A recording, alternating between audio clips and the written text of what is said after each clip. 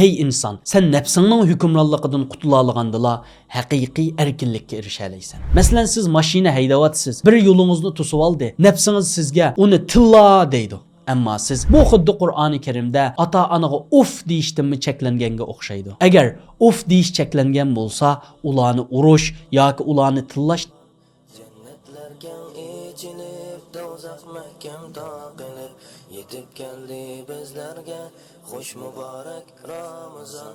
İbadette usul köp, faziletga boy bo'l. Hey inson, sen nafsingning hukmronligidan qutula olgandila haqiqiy erkinlikka erisha olaysan. Buni biz kundalik turmushimizga qarsaqmi ko'ra olamiz. Masalan, tamaki chekadigan odam tashlayman deb necha qatim urinib boqadi, ammo u tashlay chunki nafsi uni kontrol qilib olgan. Shunglashqa Ramazon bu bir ruhiy maktabki, bu yerda siz o'zingizning eng cho'ng raqibi bo'lgan nafsingiz bilan kurash qilasiz. Butun yomon istaklaringizdan, gunohlaringizdan cheklanasiz. Masalan, bozorda mengayotsiz, polo, lag'man, kavobning puroqlari kelyotidi. Nafsingiz yavolg'in deydi, ammo siz yo'q, men ro'zador deb o'zingizni ching tutib olasiz. Mana bu nafsingiz bilan kurash qilganligingiz. Alloh taolo Ramazon oyining kunduzlari bizni yemak ichmakdan cheklaydi. Bu narsalar Ramazondan boshqa vaqtlarda halol narsalar edi. Buningdagi cho'nqur hikmat shuki, inson o'zi bilan murakkab bir sinoqqa duch keladi. U sinoq bo'lsa, siz halol bo'lgan tamoqdan o'zingizni cheklayalasiniz,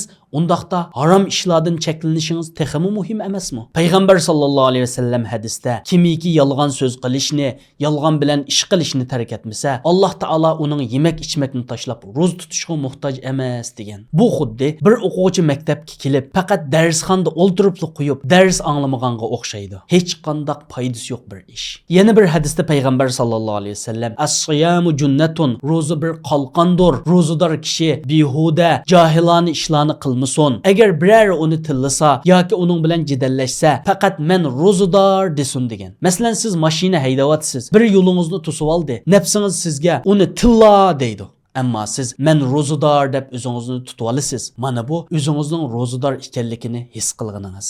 Imom Navaviy rahimahulloh ro'zaning mohiyati nafsini cheklash, uni tarbiyalashdir. Alloh taolo bizga halol narsalardan o'zimizni cheklashni buyurdi. Buningdan bo'lgan maqsad bizning harom ishlardan texmi yiroq turishimizni kuchaytirishdir degan. Masalan, ishxonangizda boshqalar choy qahvalarni ichayotidi, tatliqlarni yeyotidi.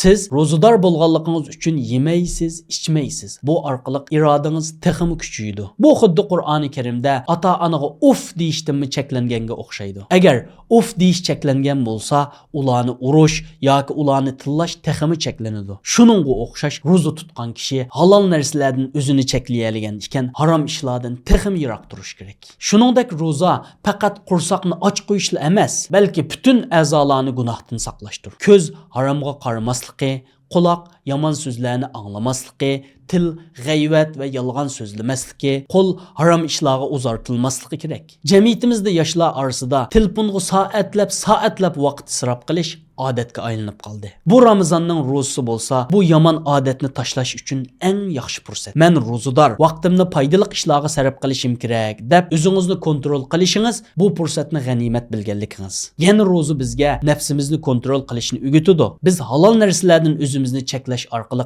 harom ishlardan yiroq turish kuchimizni texmi yetildira olamiz. Keyin birasi sizni harom ishlarga, qimor o'ynashga yoki boshqa yomon ishlarga chaqirsa, yo'q deyalaydigan kuchga ega bo'lasiz. Bu orqali taqvodorlik darajasiga yeta olamiz.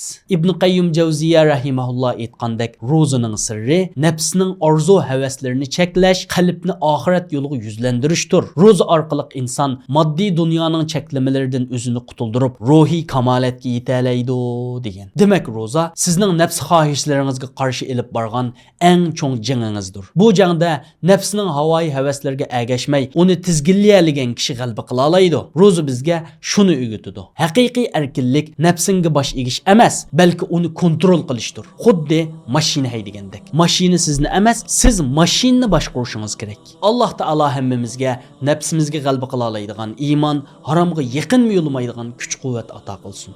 Amin.